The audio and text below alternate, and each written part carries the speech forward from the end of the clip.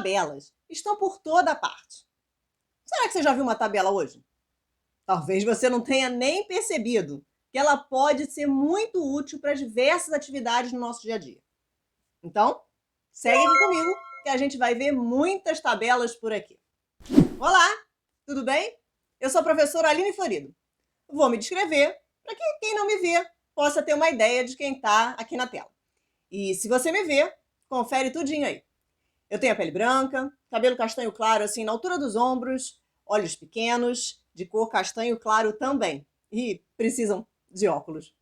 Eu estou usando uma blusa verde, aqui atrás de mim tem uma parede bege, com alguns objetos decorativos, uma mesa com os livros e umas plantinhas. Vamos conhecer um jogo. Você pode aprender ele aqui e depois chamar um amigo, ou vários, para jogar com você. É o jogo Monte Seu Monstro. Seguinte, olha essa folha. Ela vai ser a base do nosso jogo. Aqui em cima, a gente tem as categorias, as partes que vão compor o monstro. Corpo, olhos, nariz e boca. E aqui ao lado, temos números. Esses números correspondem aos números do dado que você vai precisar para jogar. E tudo bem se você não tiver dados. Você pode fazer um de papel ou simplesmente usar papeizinhos com números dentro de um saco e sortear esses números. O importante é que lá estejam números de 1 até 6. Bom, aí você joga o dado uma vez e vê que número cai no dado. 4. Aí, olha lá na folha qual é a forma correspondente ao número 4 e desenha na sua folha. Joga uma segunda vez. 1. Agora o número que caiu no dado vai ser para descobrir qual tipo de olho o seu monstro vai ter. Joga outra vez. 6. Esse vai ser o nariz. E por fim, uma última jogada. 4. Essa é a boca. Aí está o monstrinho formado. Aí é a vez do seu amigo fazer o mesmo. Joga o dado, vê o número que saiu e na segunda coluna vai ver qual vai ser a forma do corpo. Joga o dado mais uma vez. Esse vai ser o formato dos olhos. Joga o dado, segue pela linha até a terceira coluna. Aí vai ser a forma do nariz. E por fim, joga mais uma vez.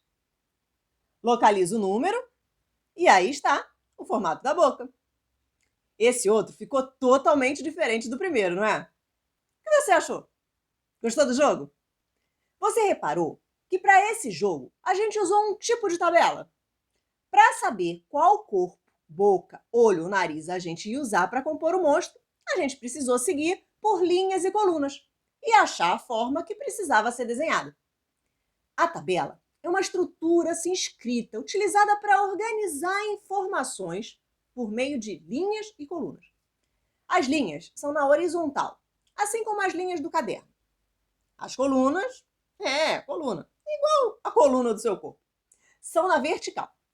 Os dados, que não são esses de jogar, hein? Têm o mesmo nome, não é a mesma coisa. Os dados são as informações que estão lá na tabela. No caso, o formato das partes do monstrinho. Vamos ver outros exemplos aqui de tabela?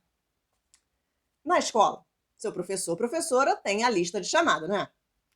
Aqui, nessa coluna, estão os nomes de todos os alunos da turma. Logo aqui ao lado, tem a data de nascimento dos alunos. E nas demais colunas, em cima, a gente tem os dias de aula. Nas linhas ao lado de cada nome, vai sendo marcada a presença de cada um.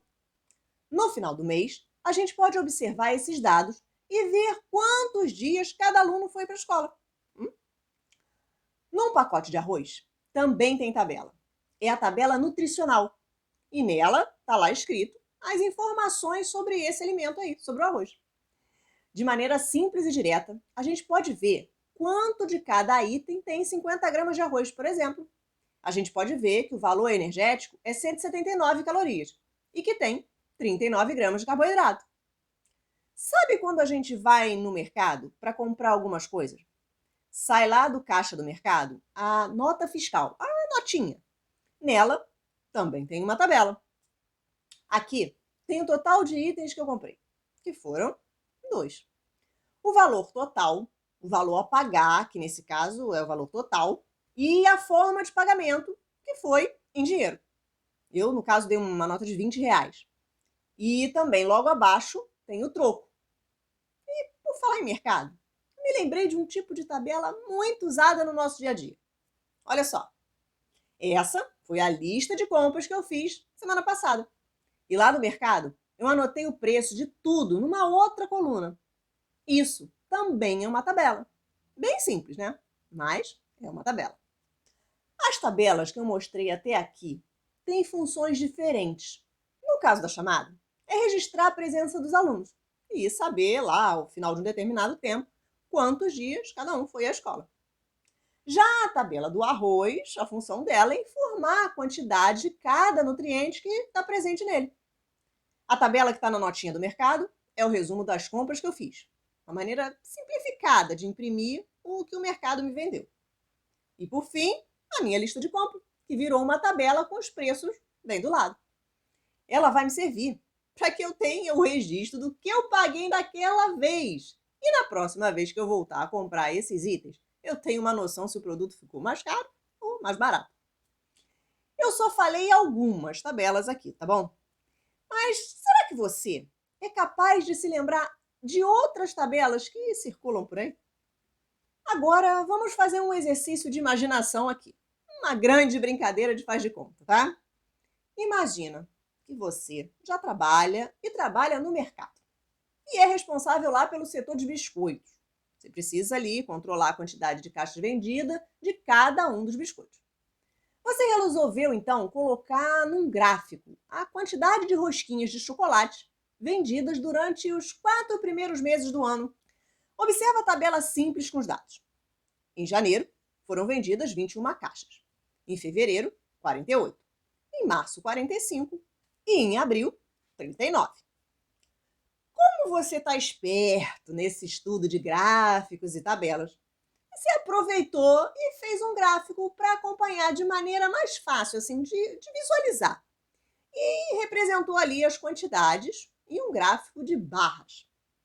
Os gráficos de barras, eles são muito úteis para mostrar as alterações dos dados num período de tempo, ou para ilustrar a comparação entre esses itens, tá?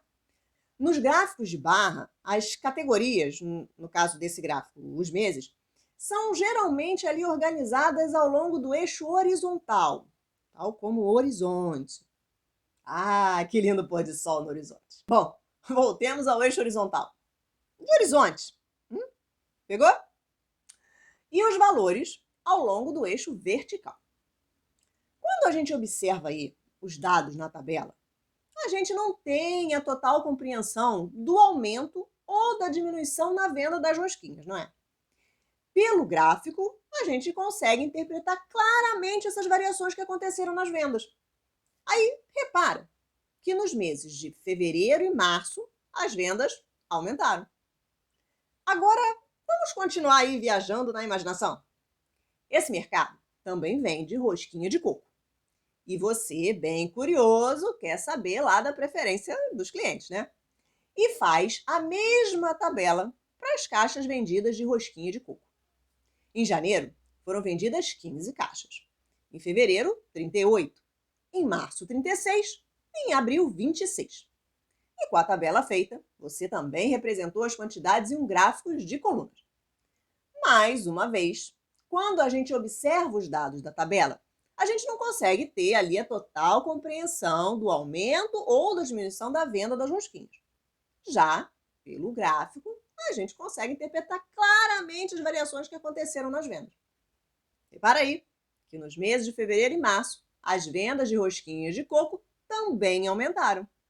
Mas se a ideia ali era comparar e saber a preferência dos clientes, se era rosquinha de coco ou rosquinha de chocolate, assim com os gráficos separados não dá para ter noção, não é?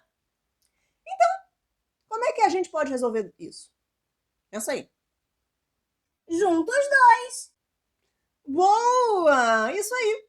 A gente pode juntar os dois gráficos. Vamos ver como fica. Acho que a gente consegue agora ver bem a comparação entre os dois sabores de rosquinha, não é?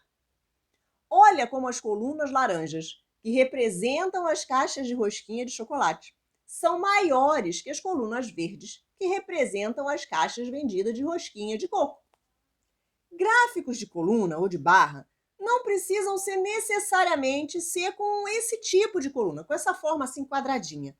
Eles podem ter outros formatos de barra. Esse é o mesmo gráfico da venda de rosquinhas feito na horizontal, em formato de cilindro, ou em forma de cone, ou ainda parecendo pirâmide. Aí vai da criatividade de cada um, né? Mas sem esquecer, é claro, que o importante é a informação que está ali. A forma vai só ajudar na beleza da demonstração. Existem vários outros modelos de gráficos que podem ser utilizados para representação de informações envolvendo esses números, tá? Gráficos de barra ou de coluna, a gente já viu até aqui. Agora, os pictogramas, eles já são perfeitos para apresentar dados com categorias assim bem definidas.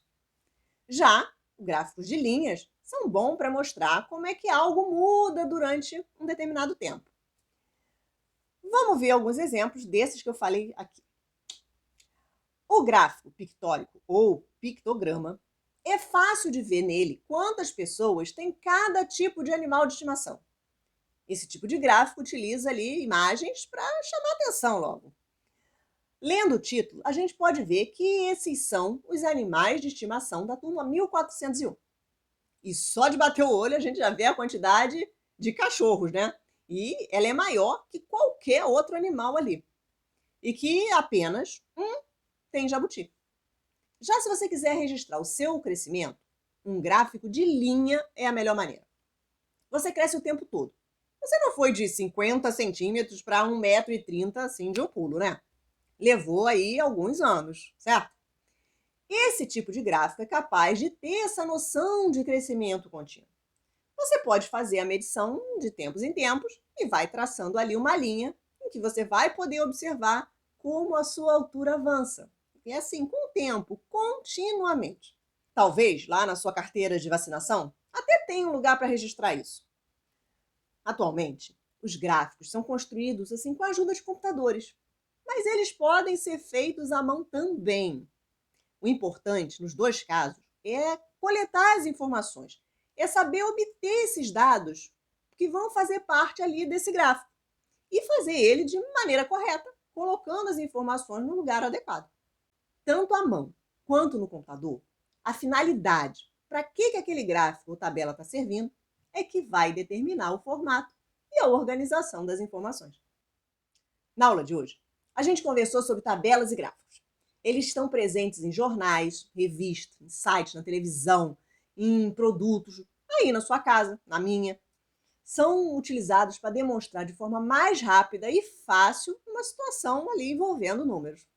Eles podem representar o número de produtos mensais vendidos por uma loja, o percentual de votos de um candidato a um cargo político, o consumo mensal de água ou energia elétrica de uma família e diversas outras situações. Saber ler gráficos e tabelas, entender o que tem neles, é uma habilidade importante a ser desenvolvida na nossa vida. E para você continuar praticando e desenvolver cada vez mais essa habilidade, eu vou deixar um desafio para você.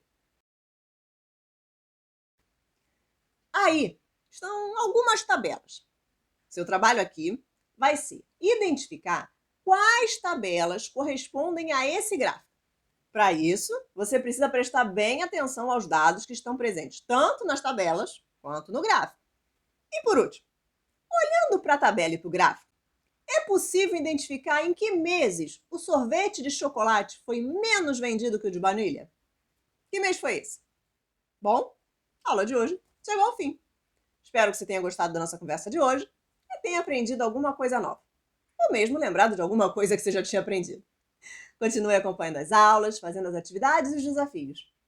Fique bem, se cuide, fique atento, hein? Um beijinho. Tchau!